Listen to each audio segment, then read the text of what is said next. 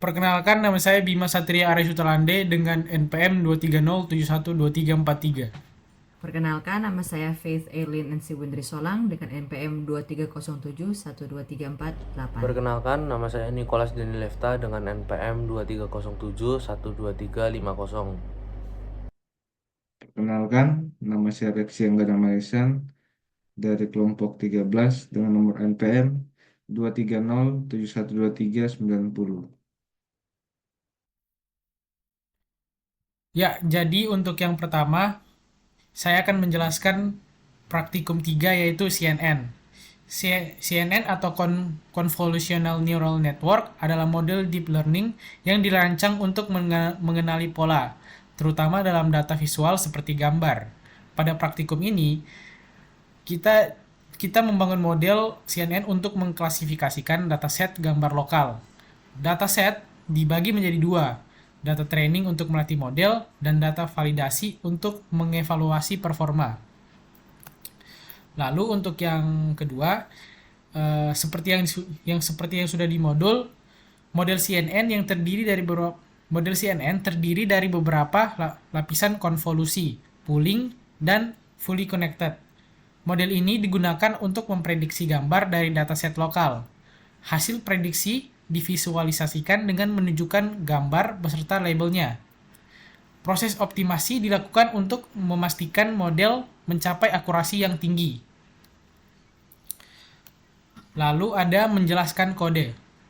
Yang pertama, di library utama seperti TensorFlow dan Keras digunakan untuk membangun model CNN. Sementara Matplotlib digunakan untuk menampilkan hasil pelatihan.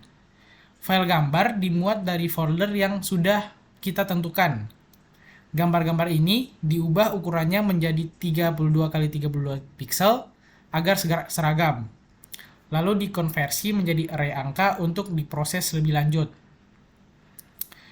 Angka-angka tersebut kemudian dinormalisasi ke rentang 0,1 untuk memastikan model bekerja dengan lebih stabil. Untuk selanjutnya dijelaskan oleh teman saya.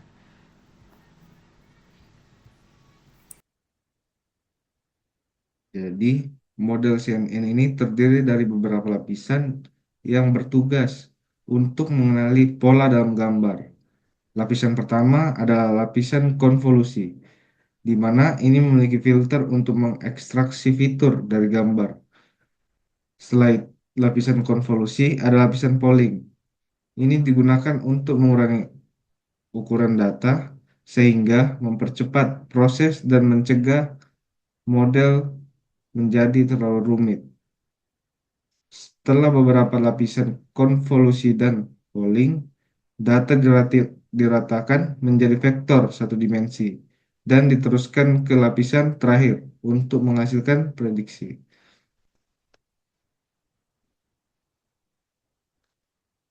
Selama pelatihan, model belajar mengenali pola dari data, pelatihan, dan memeriksa performanya pada data validasi. Proses ini dilakukan selama 25 iterasi, di mana model terus diperbarui untuk meningkatkan akurasinya. Hasil pelatihan ini divisualisasikan dengan grafik, sehingga Anda dapat melihat bagaimana akurasi model meningkat dari waktu ke waktu. Model yang telah dilatih disimpan dalam sebuah file, sehingga bisa digunakan di masa mendatang tanpa harus melatih ulang. Selain itu, dibuat juga fungsi untuk memprediksi kategori gambar baru. Fungsi ini membaca gambar baru, menyesuaikan ukurannya, dan menjalankan prediksi berdasarkan model yang telah dilatih. Untuk hasil code-nya,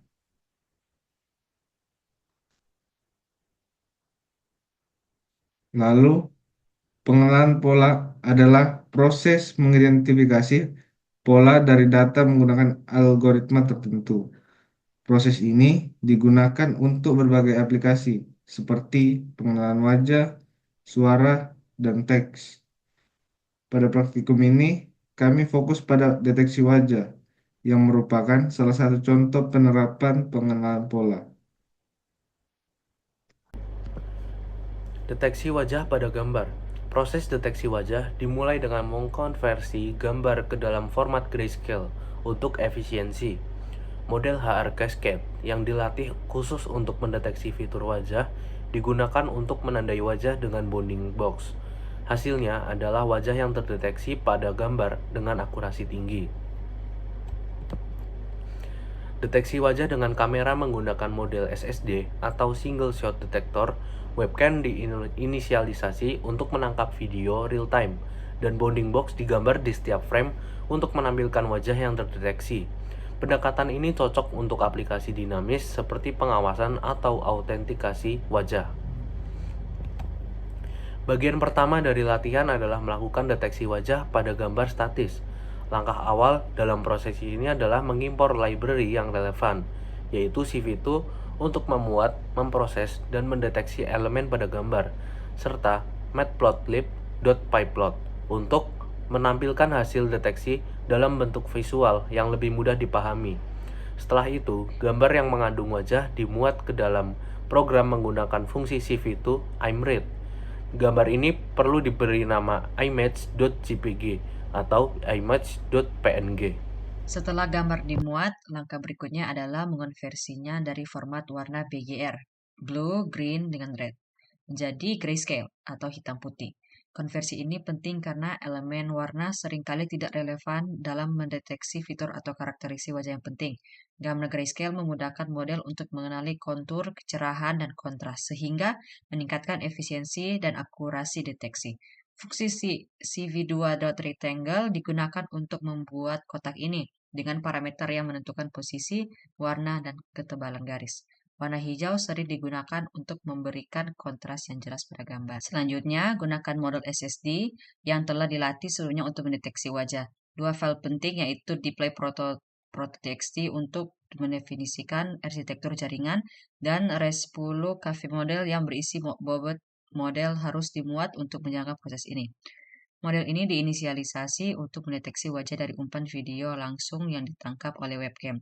Webcam diakses melalui fungsi CV2 Video Capture yang membuka koneksi ke kamera default pada perangkat. Model membaca frame video secara berulang dalam infinite loop, di mana setiap frame diproses untuk mendeteksi wajah. Deteksi dilakukan dengan mengonversi frame menjadi blob menggunakan CV2dnn.blob from image. Pada akhir program, semua sumber daya yang digunakan termasuk kamera harus dilepaskan untuk memastikan tidak ada konflik sistem.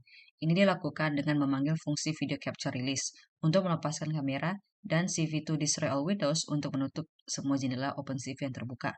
Langkah ini memastikan bahwa program yang dapat dijalankan kembali tanpa masalah di masa depan. Berikutnya hasil kode dari guide tersebut.